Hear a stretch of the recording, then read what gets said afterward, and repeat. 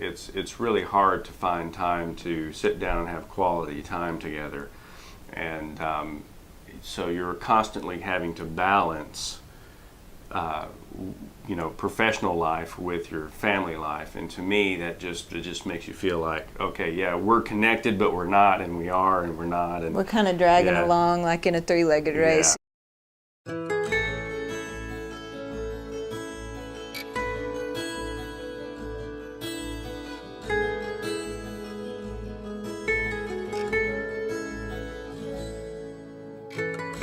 I'm Jim, and together with my wife Jennifer, we'll host this program that explores the Beatitudes as a path to holiness in Christian marriage.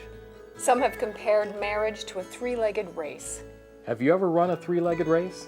To make progress on the race, the runners must cooperate. Whatever one does affects the other. If either one acts independently, they both fall. To succeed in their three-legged race, spouses must move forward as a team. What situations in your marriage make you feel like you're in a three-legged race?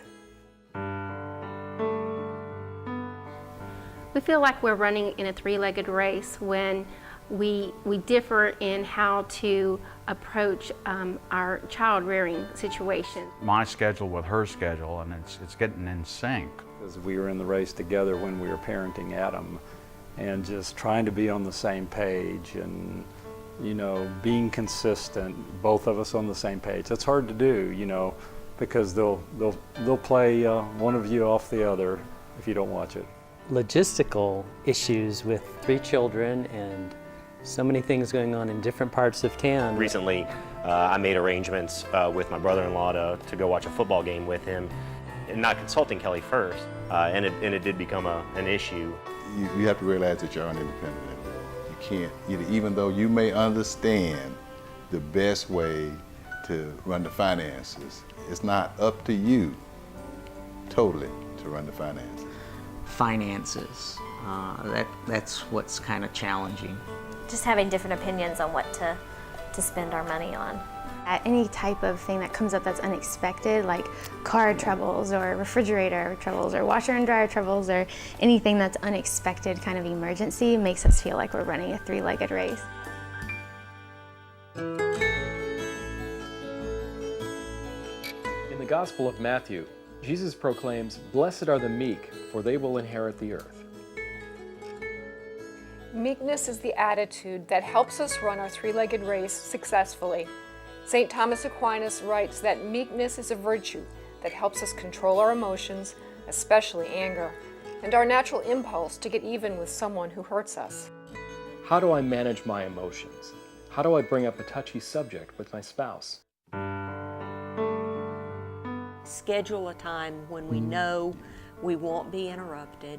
To determine, is it truly worth it to bring this up? Before I say it, I need to think about her reaction, because if I bring up something about her work, about her family, about anything that she's very passionate about. About my family. Just be nice now, I'm being nice. I love your mother, by the way. For example, Paul's wearing his shoes through the house on our new hardwoods. And I always take a step back and I wait and I pray until there's a moment that it seems a good time. Timing is important. I feel like timing is everything when you've got a touchy subject to bring up. I'll usually rehearse what I'm going to say before I say it, and prayer before I have those confrontations. Ask God to give me guidance in how to word my thoughts. We just vowed early on, to not, for one, not bring up the touchy subjects when we're bad. Don't fuel the fire even more. I try to prepare a dinner, and then after that, honey, I've got something to tell you. Well, I usually suspect if there is something special.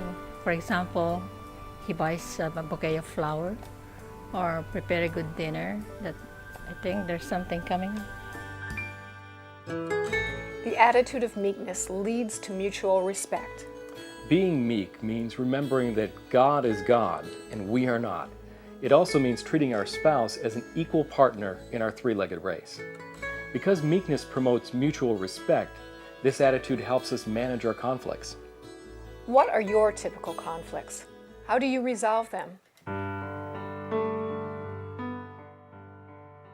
In our early marriage, finances were a great deal of conflict. I like to be on time. I'm a very timely person. Bill sometimes just goes with the flow. That door has needed painting for how long now? And every time I go in the kitchen, there's that door. It still needs painting. However, this past weekend, we bought the paintbrushes to do the paint job. So she tends to throw their clothes on the floor when they get out of the dryer. And that's a little conflict that we have to battle with. He wants me to hang them up. So I have to remember to ask her before I commit us to something. When our children are asking us for things, one of us would say yes and the other one would say no, or we'd both decide no, and then maybe Gail will go back and give in. And give in. I mean, I have to work on me. I can't change him. One of us has to be flexible. If it's not a huge conflict, if you can, you just let it go for a while, and sometimes it just sort of resolves itself. I like to keep the thermostat low, and she likes it warm. So when I know that she stops halfway through the hall, I know what she's doing, and I just wait till she's out of the room, and then I crank it back down.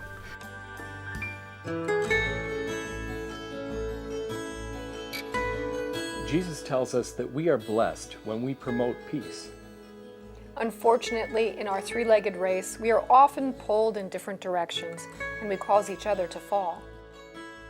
Forgiveness restores peace after we fall.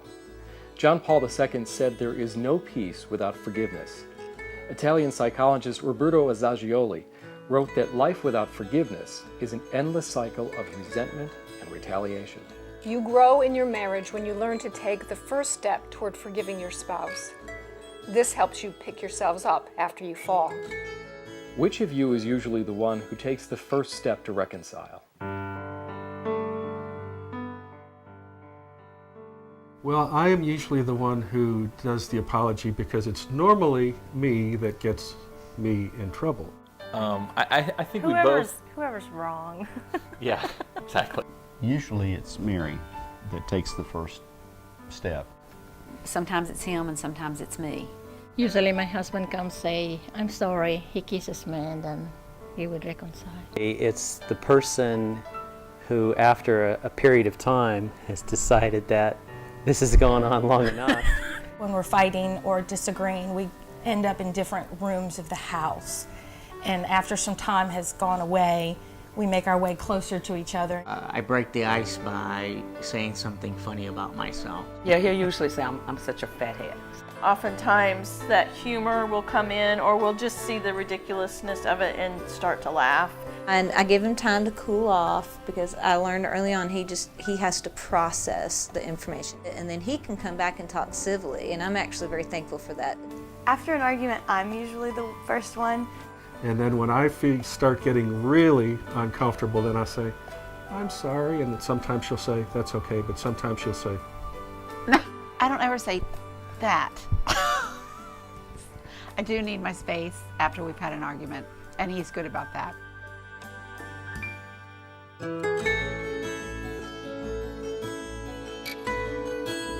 Jesus tells us that we are blessed when we are meek and we are peacemakers. Meekness makes us respectful of God and our spouse, and forgiveness restores peace when we fall and hurt each other. As you continue your three-legged race, remember St. Paul's words to his followers. Let us run with perseverance the race that is set before us, looking to Jesus. Now we invite you to spend some time with your spouse to reflect on your three-legged race and how you're running it. Ask yourselves, are we making progress? What causes us to trip and fall? How do we pick ourselves up?